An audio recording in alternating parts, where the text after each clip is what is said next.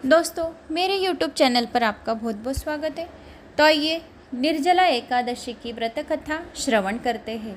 यह एकादशी की व्रत कथा श्रवण करने मात्र से ही जन्मों जन्मांतर के पाप नष्ट हो जाते हैं और विष्णु के सन्मुख एक घी का दिया जलाकर विष्णु सहस्त्र नाम का पाठ अवश्य करें।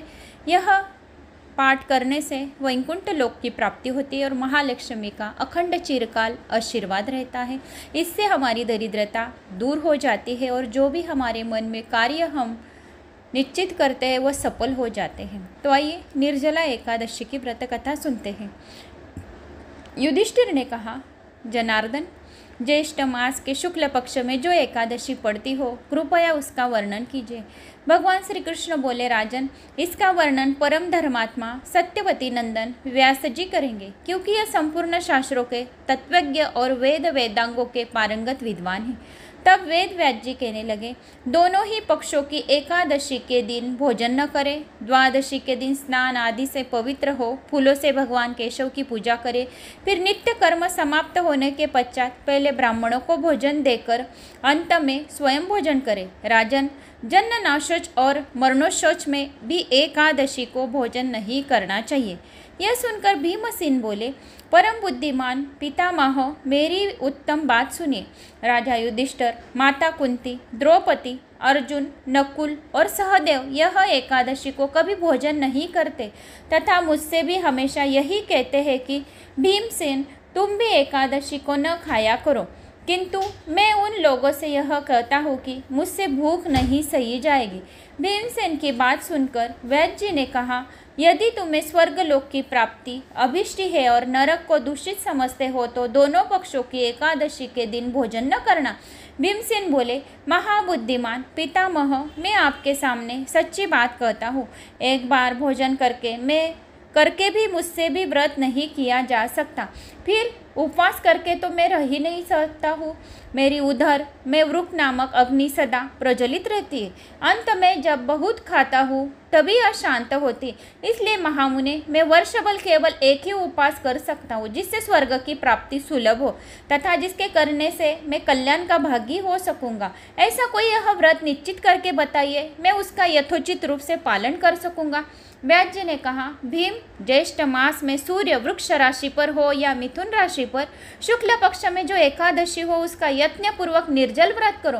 केवल कुल्ला और आचमन करने के लिए मुख में जल डाल सकते हो, उसको छोड़कर किसी प्रकार का जल विद्वान पुरुष मुख में न डाले, अन्यथा व्रत भंग हो जाता है।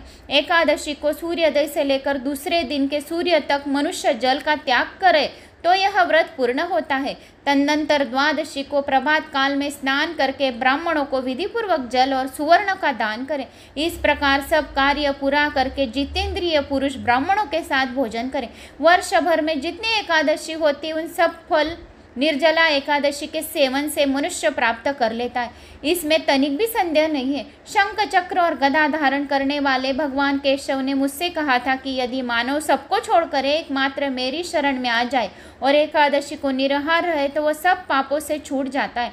एकादशी के व्रत करने वाले पुरुष के पास विशाल काय, विकराल आकृति और काले रंग वाले दंड पाशधारी भयंकर यमदूत नहीं जाते। अंतकाल में पीताम्बरीधारी सौम्य स्वभाव वाले, हाथ में सुदर्शन धारण करने वाले और मन के समान वेगशाली विष्णुदूत आखिर इस वैष्णव पुरुष को भगवान विष्णु के धाम ले जाते। अंत निर्जला एकादशी को पूर्ण यत्न करके उपवास और श्री हरि का पूजन करो। स्त्री हो या पुरुष यदि उसने मेरू पर्वत के बराबर भी महान पाप किया हो तो वह सब इस एकादशी के व्रत के प्रभाव से भस्म हो जाता है। जो मनुष्य उस दिन जल के नियम का पालन करता है वह पुण्य का भागी होता है। उसे एक एक प्रहर में कोटि कोटि स्वर्ण मुद्रा दान करने का फल प्राप्त होता है, ऐसा सुना गया है। मनुष्य निर्जला एकादशी के दिन स्नान, दान, जप, होम, तप आदि जो कुछ भी करता है वह सब अक्षय होता है, अक्षय पुण्य की प्राप्ति होती है। यह भगवान श्री कृष्ण का कथन है। निर्जला एकादशी को वृद्धिपूर्वक उत्तम रीति से उपवास करके मानव वैष्णव व्रत को प्राप्त कर लेता है। जो मनुष्य एकादशी के दिन अन्न खाता है वह पाप का भोजन करता है, वह लोग इस लोक में वह चांडाल के समान है और मरने पर दुर्गति को प्राप्त होता है। जो ज्येष्ठ के शुक्ल पक्ष में एकादशी को उपवास करके दान करेंगे वह परम पद को प्राप्त होंगे। जिन्होंने एकादशी को उपवास किया हो वे ब्रह्म हत्यारे, शराबी, चोर तथा गुरुद्रोही होने पर भी सब पातकों से मुक्त हो जाता है। कुंती नंदन, निर्जला एकादशी के दिन श्रद्धालु स्त्री पुरुष के लिए जो विशेष दान और कर्तव्य विहित है उन्हें सुनो।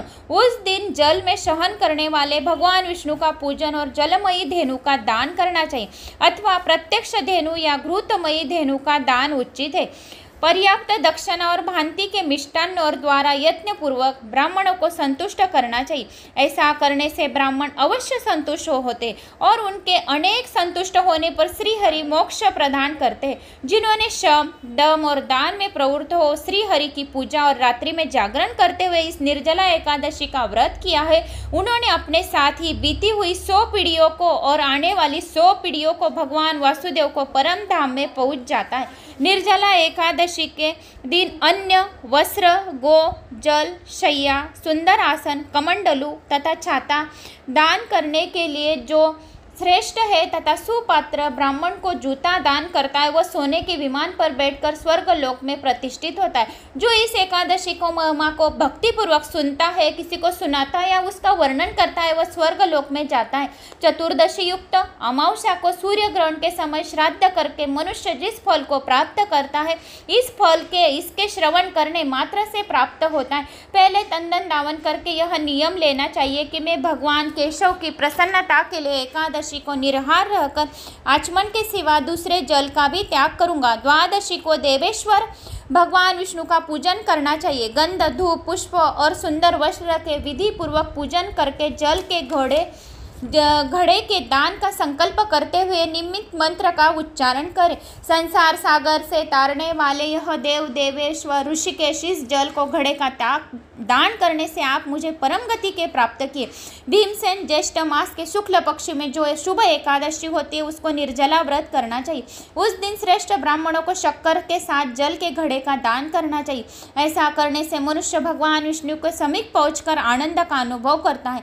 तत्पश्चात द्वादशी का ब्राह्मण भोजन कराने के बाद स्वयं भोजन करे। जो इस प्रकार पूर्ण रूप से करता है वो पापनाशिनी एकादशी का व्रत करता है। यह सब पापों से मुक्ति, अनामय पद को प्राप्त करता है। वैकुंठ लोक की प्राप्ति होती है। विष्णु के समीप उसके पास जगह होती है। यह सुनकर भीमसेन ने इस शुभ एकादशी का व्रत आरंभ कर दिया।